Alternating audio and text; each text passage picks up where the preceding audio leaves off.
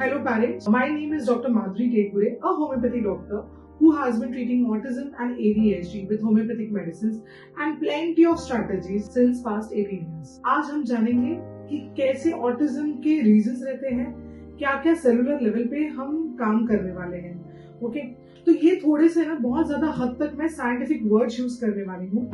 अगर आपको ऐसा लगता रहेगा कि मैंने बहुत डिटेल में बता दिया, नहीं तो कुछ ऐसे वर्ड्स है जो आपको समझ में नहीं आ रहे, तो आप क्या कर सकते हो, कमेंट सेक्शन में मुझे मैसेज डाल सकते हो, जहाँ पे मैं पर्सनली आपके हर एक क्वेश्चन का आंसर देने वाली हूँ। तो आज हम जानने वाले हैं कि ऑटिज्म के ब्रेन के अंदर क्या होता है सेलुलर लेवल पर, कौन से वो ऐसे कॉमन न्यूट्रिएंट्स हैं जिनकी डेफिशिएंसीज, जिनकी कमियों की वजह से ये प्रॉब्लम और बढ़ जाती है, और कुछ ऐसे रिसर्च बेस्ड प्रॉमिसिंग स्ट्रैटेजीज जो इन ऑक्सीडेटिव स्ट्रेस को कम कर सकती है एंड ब्रेन के न्यूरॉन्स को प्रोटेक्ट करने में हमारी हेल्प कर सकती है। ऑटिज्म एक न्यूरो डेवलपमेंटल डिसऑर्डर है जिसमें ब्रेन की वायरिंग और कम्युनिकेशन अलग तरीके से डेवलप होती है, लेकिन साइंस ने तकरीबन 10-15 साल पहले ही बहुत इंपॉर्टेंट डिस्कवरी की है। सो ऑटिज्म के पीछे का एक मेजर कल्प्रिट है oxidative stress and inflammation in brain. अब ये ऑक्सीडेटिव स्ट्रेस होता क्या है, तो समझो हमारा जो ब्रेन है ना, हर उसमें एक पेशी है,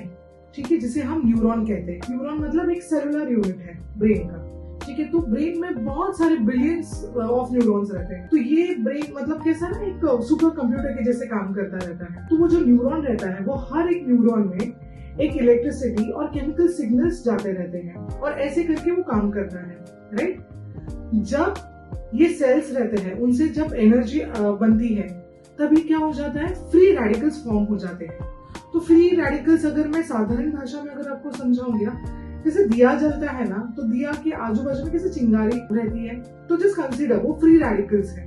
अगर ब्रेन की एंटीऑक्सीडेंट प्रोटेक्शन अगर ठीक से काम करता रहेगा, तो ये चिंगारियों को न्यूट्रलाइज किया जाता है। लेकिन ऑटिज्म एडीएचडी में क्या होता है कि ये जो फ्री रेडिकल का जो डैमेज है ना, बहुत हद तक ज्यादा हो जाता है।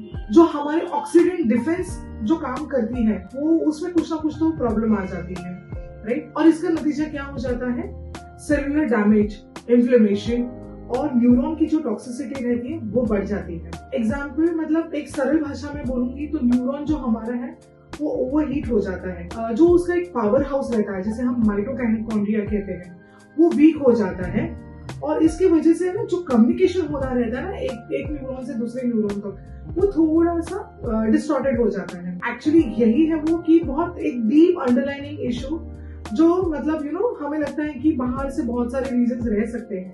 सो this is one of the reason जिसकी वजह से ऑटिज्म के बच्चों में डेवलपमेंटल डिलेज वगैरह में सब चीजों में हमें प्रॉब्लम दिखाई दे सकती है। अब चलो समझते हैं कि वो ऐसी कौन सी डेफिशिएंसीज है ऑटिज्म के बच्चों में या एडीएचडी के बच्चों में पाई जाती है। The first one is glutathione. इसको हम मास्टर एंटीऑक्सीडेंट कहते हैं। तो सबसे पहले ग्लूटाथायोन की कमी, ओके, ये एक इम्पोर्टेंट रीजन हो सकता है कि जहाँ पे फ्री रेडिकल्स और वैसे ही रह रहे हैं, उनको न्यूट्रलाइज करने वाला कोई भी नहीं है। The second one is vitamin A, B and E. ये तीनों भी फैट सॉल्युबल विटामिन्स हैं, जो ब्रेन के ना ब्रेन को एक शील्ड के जैसे काम करती है। विटामिन बी का काम क्या रहता है, neural protection and immunity system के लिए बहुत इंपॉर्टेंट रोल है विटामिन बी। तो जिंक, सेलेनियम, मैग्नीशियम, ये जो ट्रेस मिनरल्स है, ये एंजाइम्स को एक्टिवेट करने का काम करती है, जो न्यूरॉन्स को प्रोटेक्ट करते हैं। फॉर एग्जाम्पल सेलेनियम के बिना ग्लूटाथायोन प्रॉपर्ली काम नहीं करता। सो इन लोगों का एक सिनर्जेटिक एक्शन रहता है, मतलब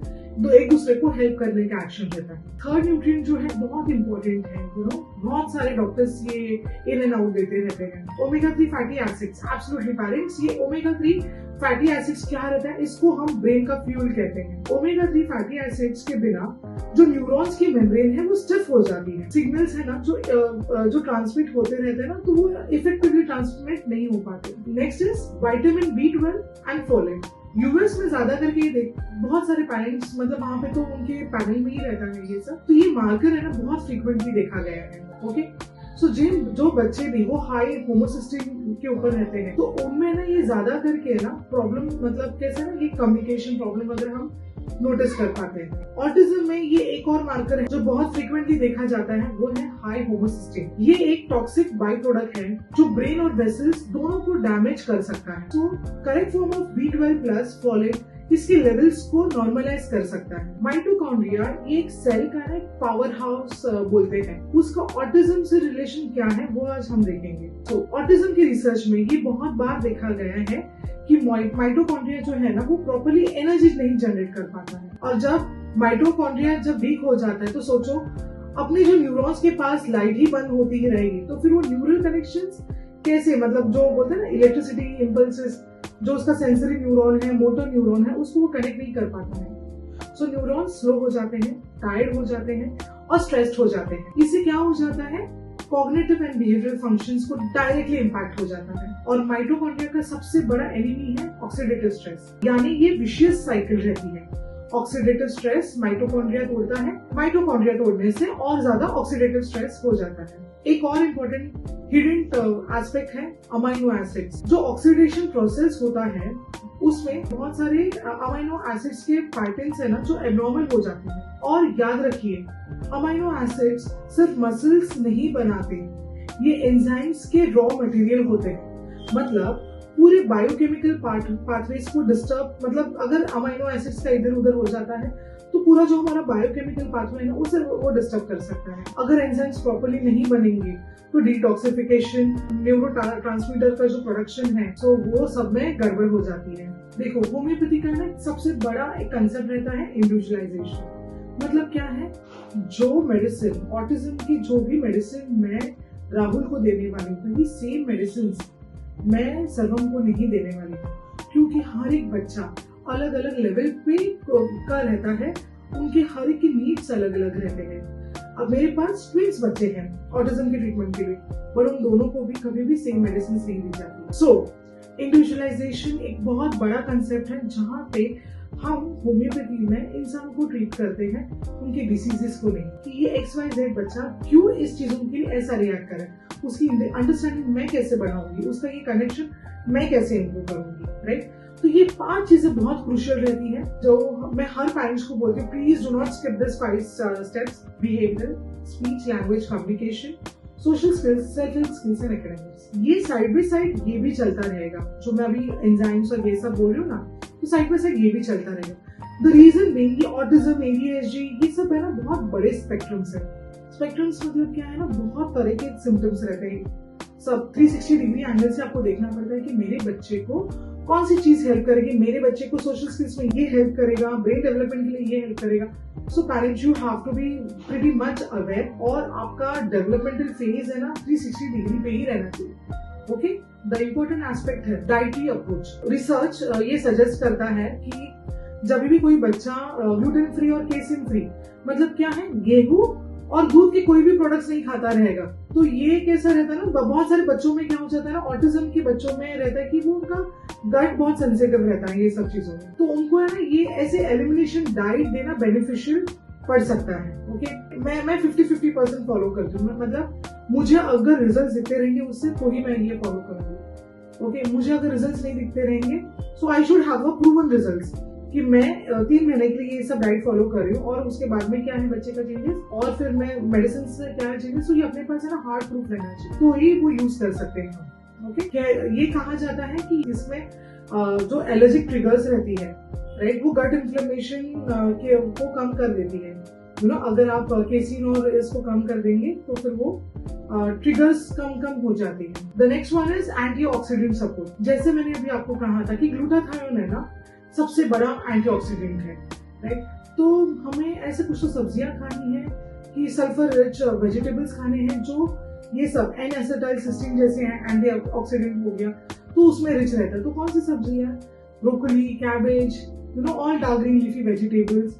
सो हमें हमारे बच्चे को vitamin A, B, E, selenium, zinc, magnesium ये कैसे मिलेगा, खाने से बच्चा नहीं खाता रहेगा तो यू कैन हैव दो supplements also. B12 and folate कैसा रहता है ना, स्पेशली मिथाइलेटेड फॉर्म में जब B12 रहता है तो विद फोलेट हेल्पफुल होती है हाई होमोसिस्टीन को नॉर्मलाइज करने। एंड सबसे इंपॉर्टेंट देखो, बहुत सारे डॉक्टर आपको in and out omega 3 fatty acids के सिरप रेकमेंड करते हैं। तो ये कैसा रहता है ना, फिश ऑयल या क्रिल ऑयल के जैसे सप्लीमेंट्स रहते हैं ना, ये ब्रेन मेम्ब्रेन को के जो फ्लूइड रहता है ना वो बनाता है, जिससे क्या हो जाता है, जो सिग्नलिंग रहती है ना उसमें इंप्रूव हो जाता है। अभी जो लास्ट टॉपिक मैंने बताया था माइटोकॉन्ड्रिया का सपोर्ट कंपाउंड, सो इसमें क्या रहता है, वो मिथिलिन ब्लू एक सबसे बड़ा एक कंपोनेंट है। रिसर्च में ये बताया गया है कि माइटोकॉन्ड्रिया का अगर हम स्ट्रेस कम करते हैं तो हमें बहुत प्रॉमिसिंग रिजल्ट्स दिखाई देते हैं, लेकिन उसकी ना डोसिंग जो रहती है ना बहुत क्रिटिकल रहती है। वो it has to be given by experts only. इसके बहुत स्मॉल डाइल्यूटेड डोसेस रहते हैं जो न्यूरॉन की एनर्जी और उसका जो ऑक्सीडेटिव स्ट्रेस रहती है ना उसको रिड्यूस करती है। ये मेरा ये पर्सनल कहना है कि पेरेंट्स आपको क्या करना है, जैसे मैंने कहा ये एक बात तो है कि this are the reason, but I always tell parents parents आप क्यों देख रहे हो, किस वजह से हुआ है, क्या हुआ है, क्यों हुआ है, right. So leave this things to your expert. जो एक्सपर्ट डॉक्टर है ना, भले होम्योपैथी रहेंगे, आयुर्वेदा रहेंगे, कोई भी डॉक्टर ये सब चीजों को इवेल्युएट करते ही हैं एंड उस बेसिस पे ना हमेशा डाइट और ये सब देते ही हैं। अगर आप सामने से बताते हो तो तुम मेडिसिनल सपोर्ट में ये सब रहता है। ओके, सो पेरेंट्स आप है ना खुल के अपने डॉक्टर से बात करो, सेल्फ प्रिस्क्रिप्शन और इसके ऊपर मत जाओ, बिकॉज दिस इज ये जो मैंने अभी कहा पॉइंट्स, ये तो एक पार्ट ट्रीटमेंट है। इसका मतलब ये नहीं होता है कि आप थेरेपीज वगैरह स्किप करोगे, राइट। तो थेरेपीज आर वेरी एसेंशियल। ये जो मैंने 5 पॉइंट्स बोले थे, behaviour, speech language communication, social skills, self help skills, academics, this are very important points. Okay, आप ये छोड़ के, ये इंपॉर्टेंट छोड़ के ये किसी और चीजों के पीछे भाग नहीं सकते।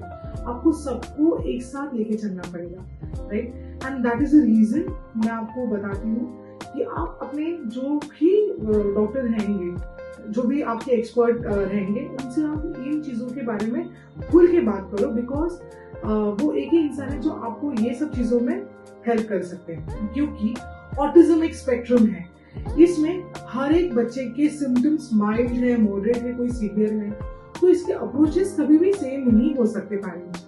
इसके लिए मैं हमेशा ये भी बोलती हूँ कि आप है ना दूसरे की डाइट्स वगैरह ऐसे कॉपी मत करो, दूसरे के थेरेपीज वगैरह कॉपी मत करो। It has to be completely different. Sleep है, हाइजीन है, एक्सपोजर टू सनलाइट है, टॉक्सिन फ्री एनवायरनमेंट है, ये सब बहुत इंपॉर्टेंट चीजें हैं।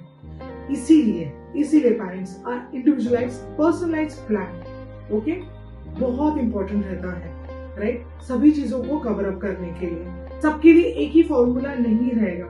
हर एक बच्चा यूनिक है, हर एक बच्चा अलग अलग है। सो आपके डॉक्टर जो भी हैं उनको एक अलग इंडिविजुअलाइज प्लान ले लो, कैसे करोगे, क्या करोगे, उसके हिसाब से आपको हर 3 मंथ्स में इम्प्रूवमेंट दिखनी चाहिए। दोस्तों, ऑटिज्म को सिर्फ एक लेबल या लिमिटेशन के रूप में मत देखिए। ये एक अलग तरह का ब्रेन वायरिंग है जिसमें कुछ चैलेंजेस होते हैं, लेकिन कुछ यूनिक गिफ्ट्स भी होते हैं। अगर हम इसके रूट कॉज तक जाके ऑक्सीडेटिव स्ट्रेस और न्यूट्रिएंट इम्बैलेंसेस को एड्रेस करते हैं, तो हमें बहुत सारे बच्चों को और फैमिलीज की क्वालिटी लाइफ को इम्प्रूव कर सकते हैं। पेरेंट्स, मैं आपसे ये एक ही चीज लास्ट में कहना चाहूंगी कि नॉलेज इज द पावर। आपको सब चीज समझना पड़ेगा, बिकॉज ये बच्चा आपका है, ये बच्चा हमारा है। आपको जितना अच्छे तरीके से पेरेंट्स बच्चे को समझ सकते हो, कोई भी डॉक्टर, कोई भी थेरेपिस्ट नहीं समझ सकता। सो आपको ये सब चीजों के लिए पेरेंट्स एक बहुत अच्छे एक्सपर्ट की हेल्प लिया करो। पेरेंट्स, मैं चाहती हूँ कि आप मुझे कमेंट करो, आपके जो भी प्रॉब्लम्स रहेंगे, मुझे ऐसा कुछ रिलेट होता रहेगा, मुझे कुछ मेडिसिन अगर होती रहेगी कि आपके बच्चे के लिए ये हेल्पफुल रहेगी, so I am always there to help you out. Okay parents, let's treat the root cause. Thank you.